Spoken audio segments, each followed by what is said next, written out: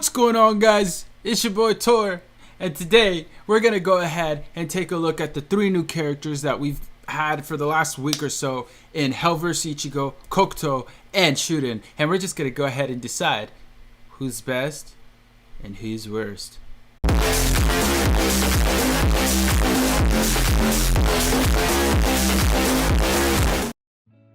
Welcome back, guys, to another video. That little intro was a little silly and kind of a joke, but I was serious with what I said at the beginning. We're going to go ahead and take a look at the Hellverse characters. Just look at each and every single one of them, a little brief rundown of each character, just from stats and skills and gameplay as well, just my opinions on who is the best and who is the worst. Also, towards the end of the video, we're going to go ahead and do a PvP showcase with all three of them.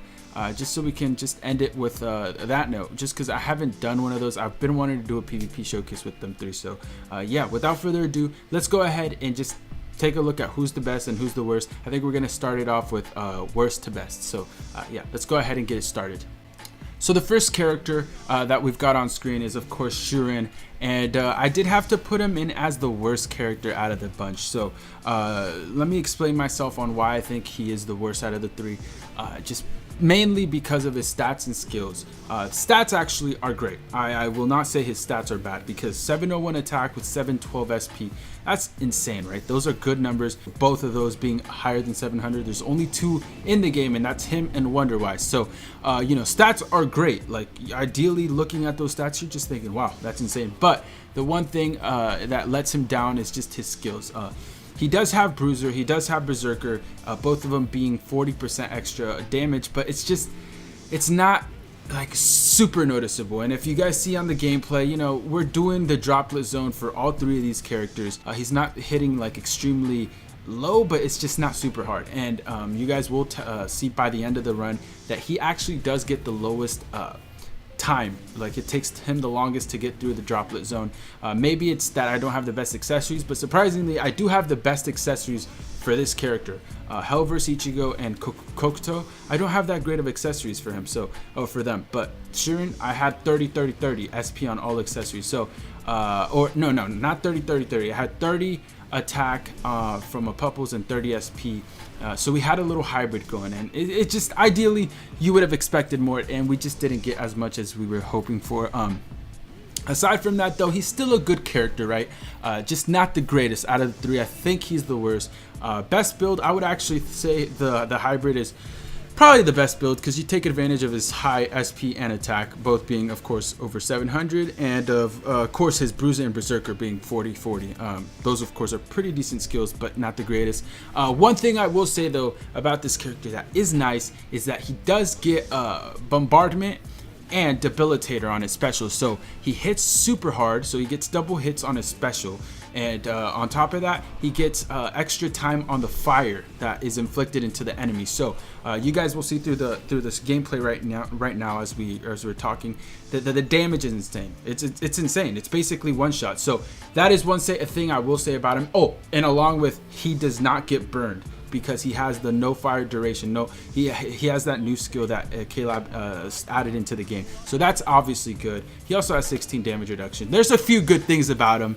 It's just in terms of how effective he is when using him, you're not going to be really seeing much, you know, number wise. Anyways, that's Shuren, probably the worst out of the bunch. Still not bad though. Best build, hybrid, like I already said. Yeah, moving on. And in the middle of the bunch, so he's not the worst, but he's not the best, we've got ourselves Hell vs. Ichigo. And this might be a little bit of a surprise, just because Ichigo is the main character of Bleach, right? He's the face of Bleach. When you're thinking of Bleach, the main character most people think of is Ichigo. And you know, surprisingly, he's not the best out of this banner.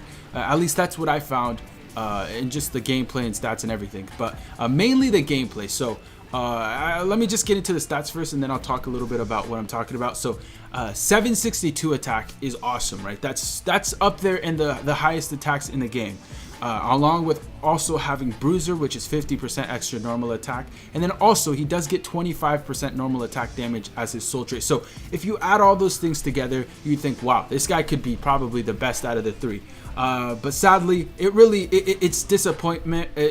All you see is disappointment through the gameplay, just because of his range that he has. If you guys notice, his range is super short. Like, you really have to get up super close up into the enemies. And at first, I didn't think it was too much of a problem, and I kind of was like, oh, people are overreacting. But after using them and kind of getting a feel for him in Droplet Zone, I was getting destroyed. I was doing a live stream just earlier today, and I couldn't use him just because every time I would get close to the enemies, I would get hit and he would insta die almost. Just so that's the biggest letdown about him, just the gameplay and his normal attack string overall. If they would have replaced, let's say, Debilitator even, and added on range on his normal attack, that would have been by far the way to go, right? I think Caleb should have done something like that, but they didn't.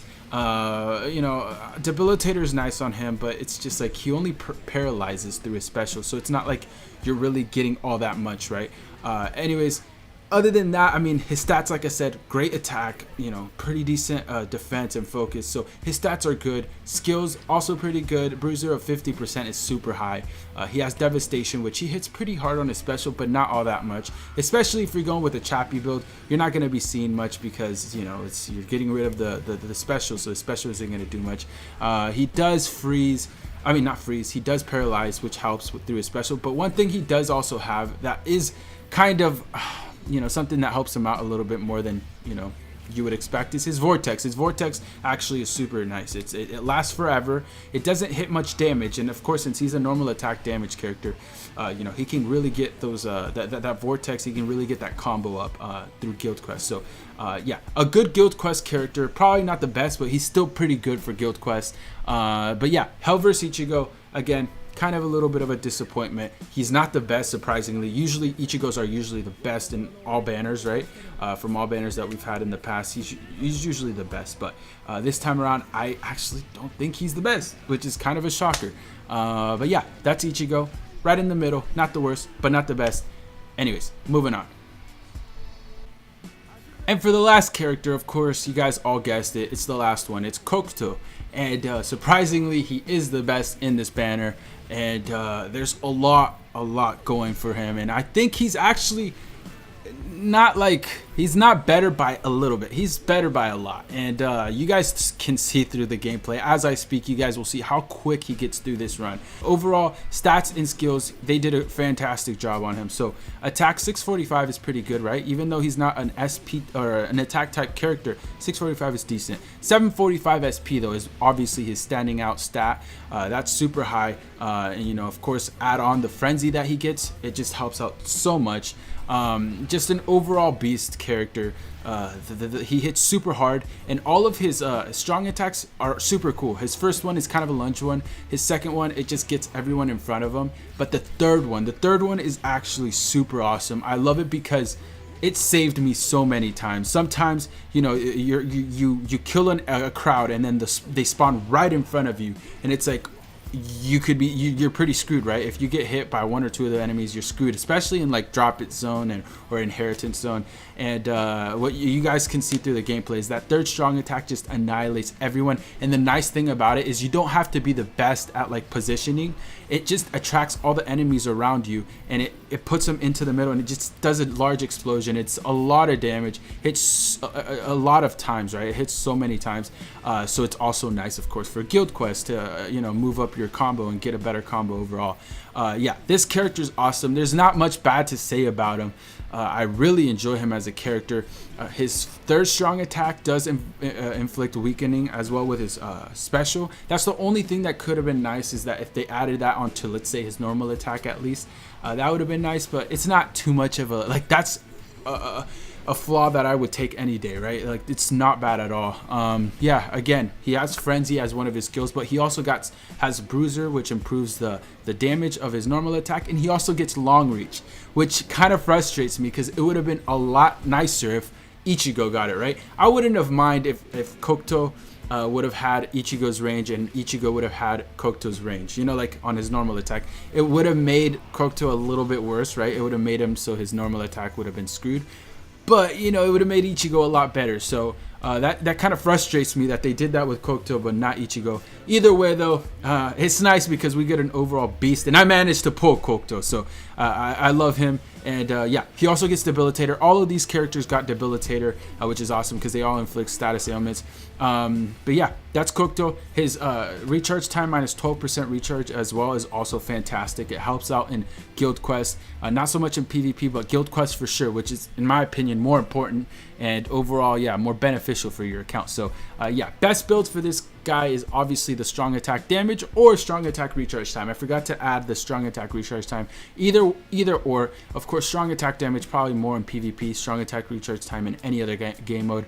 But with that said though, that's basically it. Let me know down below what you guys think. I just feel like this is the order that you know, from best to worst in my opinion. I'm taking away any bias. Shuren is actually my favorite character in this movie, so if I was being biased, I would have put him at first, right? But you know, sadly they didn't make him as OP as I would have hoped for. It would have been nice if they gave him Frenzy. Ichigo, I was hoping they would have given him a little bit more range on his normal attack. Kokuto, there's really not much to do, like to change or anything to make him better. Like he's amazing. He's really good. And I love him. I think they did a perfect job on him. That really do feel like they kind of cut Ichigo and Shuren. But anyways, that's all I've got as in terms of just a brief rundown for each character. Now what we'll do is end it with a PvP showcase, and just maybe we'll find out if Shuren or Ichigo outplay Kokuto in PvP. So yeah, let's go ahead and do that.